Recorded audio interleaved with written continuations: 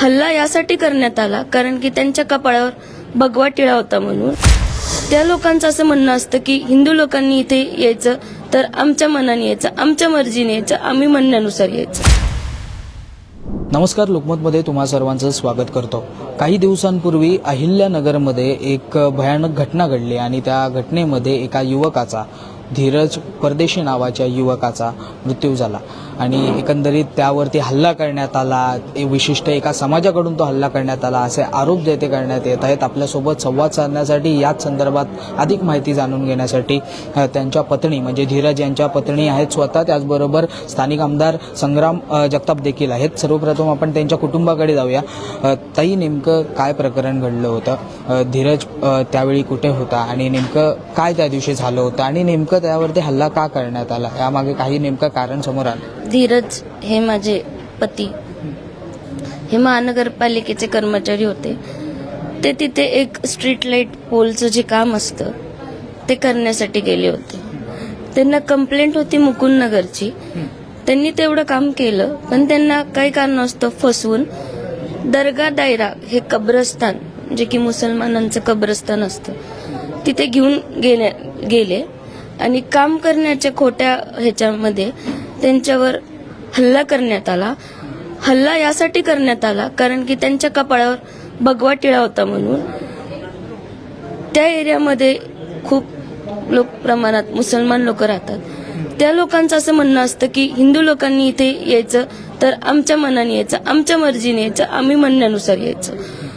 तुमचा भगवा टिळा लावून इथे यायचं नाही. भगवा पुसून यायचा असं त्यांचं म्हणणं असतं. हो, प्रत्येक हिंदू लोकांना त्यांच्याकडून त्रास होतो आणि महानगरपालिकेचे जेवढेही कर्मचारी आहेत, आतापर्यंत जेवढे होते आहेत, जिथे जे लोक तिथे कामाला जातात, तितके लोकांना सफर करावं लागते असं आम्हाला कळलं. मला कुठून तरी न्यूजमध्ये मला कळलं. म्हणजे जितकेही हिंदू लोक तिथे जातात त्यांना त्रास होतो. त्या नाही, पण अशी घटना यापूर्वी कधी घडली होती किंवा त्यांना धमकवण्याचे किंवा इतर काही असा प्रयत्न? त्यांना कुठल्याही धमकीचा कॉल आला नाही किंवा कुठलाही धमकीचा मेसेज आला नाही.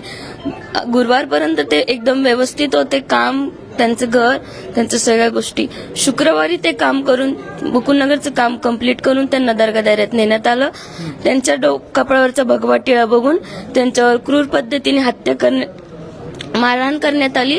त्या मारहाणी दरम्यान त्यांची हत्या झाली. तरी पण डॉक्टरांनी प्रयत्न केले त्यांना वाचवायचे, पण उपचारादरम्यान त्यांनी आमची साथ सोडली. म्हणजे आणि यापूर्वी माझ्या नवऱ्यावर हल्ला करण्यापूर्वी एका कर्मचाऱ्यावर हल्ला झाला होता. त्या कर्मचाऱ्याला पोलला बांधून त्याला मारण्यात आलं होतं, पण तेव्हाही पोलीस प्रशासनाने त्या गोष्टीकडे लक्ष दिलं नाही. त्यामुळे आज आमच्यावर अशी वेळ आली आहे. म्हणजे कुठंतरी हिंदू लोकांना दाबण्याचा प्रयत्न चाललाय. आज आमच्यासोबत स्वतः बाई उभे आहेत, त्यामुळे आम्ही आज उभे राहू शकलोय. पोलीस प्रशासन आम्हाला सांगतंय की आम्ही तुमच्या बाजूने आहोत, पण जोपर्यंत आम्ही स्वतः हॉस्पिटलमधून एवढे दुःखात असून सुद्धा आम्ही हॉस्पिटलमधून सर्व जण SP ऑफिसला जाऊन निवेदन दिलं नाही, तोपर्यंत कुठलाही आरोपी पकडला गेला नव्हता. अजून तत्काळ कुठलाही आरोपी खरा आहे खोटा आहे हे आम्हाला कळलेलं नाहीये. का बरं या प्रकरणामागचा मास्टर माइंड आपल्या पुढे येत नाहीये?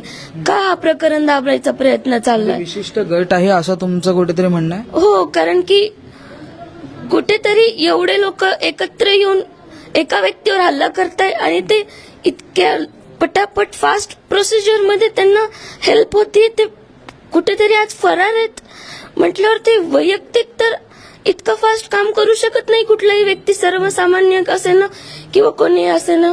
या प्रकरणामागं कोण आहे, काय आहे, खरं आहे हे सगळं उघड झालं पाहिजे.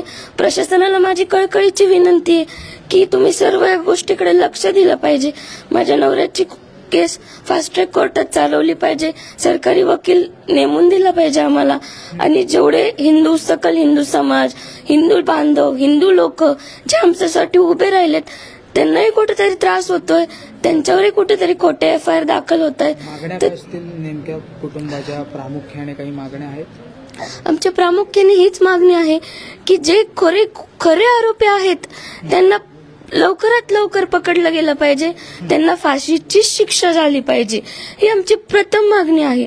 दुसरी मागणी म्हणजे माझी नवऱ्याची केस ही फास्ट ट्रॅक कोर्टातच चालवली गेली पाहिजे, सरकारी वकीलच नेमून दिला पाहिजे. आणि तिसरी मागणी म्हणजे जे कोणी आरोपी आहेत त्यांच्या घरावर बुलडोजर कारवाई झाली पाहिजे.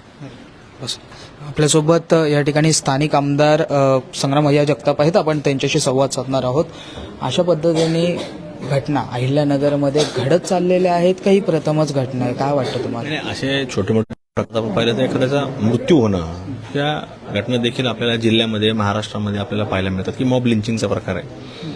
आणि या घटनेमध्ये आपण पाहतो की आज एखादं कुटुंब उद्ध्वस्त होतं, एखादा व्यक्ती जो धर्माचं काम करतो कपडाला टिळा आहे म्हणून मारहाण करणं आणि त्याचा जीव घेणं हे कुठपर्यंत योग्य आहे? हा समुदाय कुठेतरी आपल्या भागात एखादा मनुष्य आला तर भगवा टिळा लावून नाही आला पाहिजे, अशा भावनेतनं जे काम करतात त्यांना कुठेतरी याच्यामध्ये कडक शासन हे होणं गरजेचं आहे. पण ह्या सगळ्या गोष्टी घडत असताना यामध्ये काही पुरावे आतापर्यंत आढळून आलेत का? किंवा म्हणजे पुरावे भरपूर आहेत पण पोलीस ते घ्यायला तयार नाही. पुरावे तशा प्रकारचे पुरावे आढळले की ते बाजूला ठेवतात. तसा एखादा व्यक्ती भेटला की मी पाहिलंय किंवा मी जो ऐकलंय ते बाजूला ठेवतात, त्याला ते घेत नाहीत. नक्कीच आपल्यासोबत आमदार संग्राम जगताप होते. आणि आपण जर पाहिलं तर अशाच पद्धतीनं प्रकरण जे काही अहिल्यानगरमध्ये झालंय त्या विरोधात आता ते थेट कारवाई करण्याची मागणी करतात. मुख्यमंत्र्यांची भेट घेण्याची त्यांची वेळ जी आहे ती घेतलेली आहे. मुंबईहून मी आदित्य जाधव, तुम्ही पाहतात लोकमत.